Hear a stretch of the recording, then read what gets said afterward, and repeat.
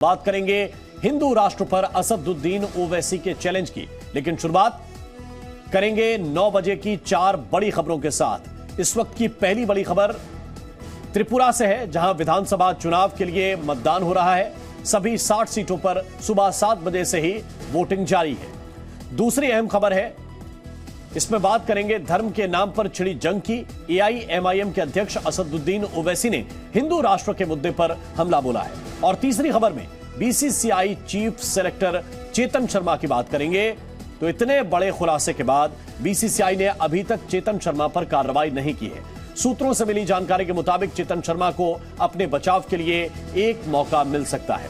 चौथी और आखिरी खबर में बात अमेरिका की, जहां अलाबामा हाईवे पर अमेरिकी सेना का एक ब्लैक हॉक हेलीकॉप्टर क्रैश हो गया है। इस हादसे में 2 लोगों की मौत हो गई है।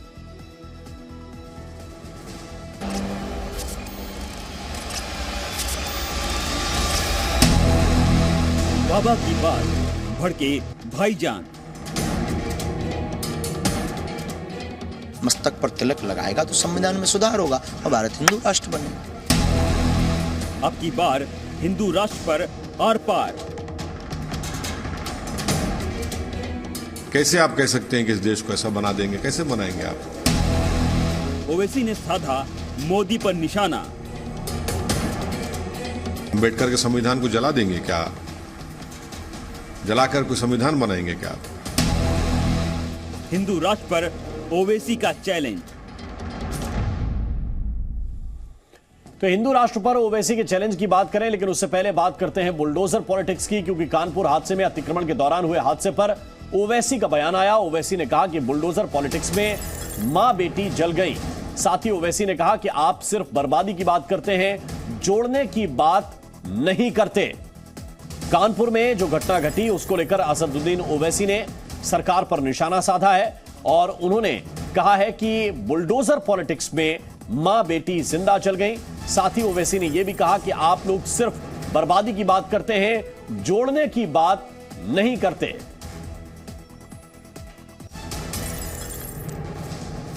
देखिए, उत्तर प्रदेश में बुलडोजर की पॉलिटिक्स करने वालों ने एक मां और बेटी की जान ले ली। आपको सबक नहीं मिल रहा है। आप देश को बुलडोजर से चलाना चाहते हैं, संविधान से नहीं चलाना चाहते। आप सिर्फ तोड़ना और बर्बाद करना चाहते हैं, जोड़ना नहीं चाहते। आप क्या आपको फख्र नहीं होना चाहिए, खुश होना नहीं चाहिए कि तेलंगाना प्रदेश में एक इतना बड़ा सेक्रेटेरिएट बन रहा है जो ताजमहल से ऊंचा है। ताजमहल की खूबसूरती विश्व में किसी इमारत में नहीं आ सकती, और एक जगह पर पूरा मिनिस्ट्रीज होंगे, एडमिनिस्ट्रेशन होगा, गवर्नेंस अच्छा होगा। आप सिर्फ बर्बादी की बात करते हैं, आप जोड़ने की बात क्यों नहीं करते? सिर्फ बुलडोजर लगाएंगे, तोड़ देंगे, मिटा देंगे। कब तक आप ये बात करेंगे? क्या हासिल होने वाला है आपको? कुछ हासिल नहीं होगा, सियासी तौर पे कुछ हासिल नहीं होगा। और हिंदू राष्ट्र की मांग पर भी असदुद्दीन ओवैसी का बयान आया। हिंदू राष्ट्र की मांग पर असदुद्दीन ओवैसी भड़क गए और उन्होंने कहा कि संविधान को क्या आप खत्म कर देंगे? क्या संविधान को खत्म कर दिया जाएगा? ओवैसी ने यह भी कहा कि यह तो सरकार की खुली नाकामी है। धीरेंद्र शास्त्री ने हिंदू राष्ट्र की बात कही थी और यह कहा था कि संविधान में बदलाव हो जाएगा तो भारत हिंदू राष्ट्र बन जाएगा, जिसके बाद असदुद्दीन ओवैसी ने निशाना साधा है।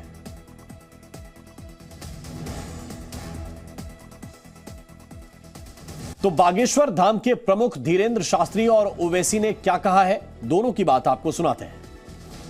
हमने कोई संविधान के खिलाफ बात बोली है क्या? बिल्कुल भी नहीं। जब भारत के परिवर्तन प्रगति का नियम है, भारत का 1/3 लोग भारत हिंदू राष्ट्र की मांग करेगा, मस्तक पर तिलक लगाएगा तो संविधान में सुधार होगा और भारत हिंदू राष्ट्र बनेगा। मैं तो पार्लियामेंट में कहा था कि कोई महीना नहीं जाता जब यहां पर इस तरह की बकवास, अनाप शनाप और धमकी और डराने की बातें की जाती हैं। कैसे आप कह सकते हैं कि इस देश को ऐसा बना देंगे? कैसे बनाएंगे आप? तो आप अम्बेडकर के संविधान को जला देंगे क्या? जलाकर कोई संविधान बनाएंगे क्या? क्या आप गांधी की, सरदार पटेल की, नेहरू की, मौलाना आज़ाद की, जौहर बदरान की और सन 57 की जंग आज़ादी में जिन्होंने अपना सब कुछ कुर्बान किया, उनको सबको मिटा देंगे क्या? अब आपको 4 तस्वीरें दिखाते हैं। बागेश्वर धाम के प्रमुख धीरेन्द्र शास्त्री ने हिंदू राष्ट्र की मांग दोहराई है। बागेश्वर धाम में आप पर्ची वाला चमत्कार भी देख सकते हैं और बागेश्वर धाम के प्रमुख धीरेन्द्र शास्त्री के हिंदू राष्ट्र की मांग पर AIMIM के प्रमुख असदुद्दीन ओवैसी भड़क गए हैं। ओवैसी ने केंद्र पर निशाना साधते हुए कहा है कि आप ऐसा कैसे बोल सकते हैं? क्या आप संविधान को ही खत्म कर देंगे? ये हिंदू राष्ट्र की बात जो कही थी बागेश्वर धाम के धीरेन्द्र शास्त्री ने, उस पर जवाब दिया। तो बागेश्वर धाम के प्रमुख धीरेन्द्र शास्त्री ने कहा कि सनातन की बात उठाने पर हमें टारगेट किया जाता है। तो ओवैसी ने कहा कि लोग कुछ भी बोलते हैं, सरकार कुछ भी नहीं कर रही है। सारी भावना जैसी प्रभु मूरत देखी तिन तैसी। हम डरते नहीं हैं। हमारा सनातन में अगर हमारी मृत्यु भी हो जाए तो मरते दम तक सनातन का प्रचार और राम नाम का प्रचार नहीं त्यागेंगे, चाहे वो 100 मूड के हो जाए। एक ऐसा देश है जिस देश का कोई मजहब नहीं है, आप कैसे कह रहे हैं? और कैसे सरकारें खामोश बैठी है इस बारे में? बताइए, आप कैसे खामोश बैठे? हम तो पूछ रहे हैं कि सरकार खामोश क्यों बैठ रही है? मैं तो पार्लियामेंट में कहा था कि कोई महीना नहीं जाता जब यहां पर इस तरह की बकवास, अनाप शनाप और धमकी और डराने की बातें की जाती हैं। और बागेश्वर धाम वाले बाबा धीरेन्द्र शास्त्री का सच क्या है, ये जानने के लिए जी न्यूज की टीम पहुंची बागेश्वर धाम। हमने वहां बाबा के पर्ची वाले चमत्कार को भी कैमरे में रिकॉर्ड किया। इस दौरान बाबा धीरेन्द्र शास्त्री ने फिर से हिंदू राष्ट्र की मांग दोहराई, जिस पर AIMIM चीफ असदुद्दीन ओवैसी ने सख्त ऐतराज जताया। कैसे आप कह सकते हैं कि इस देश को ऐसा बना देंगे? कैसे बनाएंगे आप? मंच चाहे कोई भी हो, बागेश्वर धाम वाले बाबा धीरेन्द्र शास्त्री हिंदू राष्ट्र का जिक्र करना कतई नहीं भूलते। भारत के अंदर की अखंडता न खंड खंड हो, इसलिए भारत को हिंदू राष्ट्र बनाना बहुत आवश्यक। तुम मेरा साथ दो, हम हिंदू राष्ट्र बनाएंगे। दरबार चाहे कहीं भी लगे, बाबा का पर्ची वाला चमत्कार हर जगह दिखता है। आप बोलोगे उसी में ये बातें निकलेंगी। दरबार, चमत्कार और हिंदू राष्ट्र की हुंकार बाबा धीरेन्द्र शास्त्री की जैसे पहचान बन गई हो। बाबा के चमत्कार का आखिर सच क्या है, ये जानने के लिए जी न्यूज की टीम खुद बागेश्वर धाम पहुंची। बाबा के दरबार में जी न्यूज का कैमरा लगा ताकि जो भी बात हमारे संवाददाता और बाबा धीरेन्द्र शास्त्री के बीच हो उसे रिकॉर्ड किया जा सके।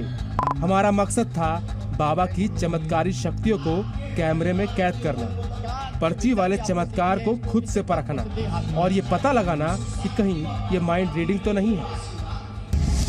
अच्छा, बिफोर टाइम लेके हैं, ये कितना नंबर है? ये 1 नंबर। थोड़ा ऊपर चले जाओ, नजदीक आओ, आंखें फाड़ो, मेगापिक्सल कैमरा लगा, मशीन लगा। इसके बाद बाबा धीरेन्द्र शास्त्री ने हमारे संवाददाता रवि त्रिपाठी को पर्ची वाला नंबर दिखाना शुरू किया। 1 नहीं, 2 नहीं, पूरे 6।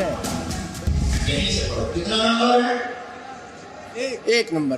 फाइनल? फाइनल। ये रख देंगे आप? कितना नंबर है? 2। ये कितना नंबर है? 3।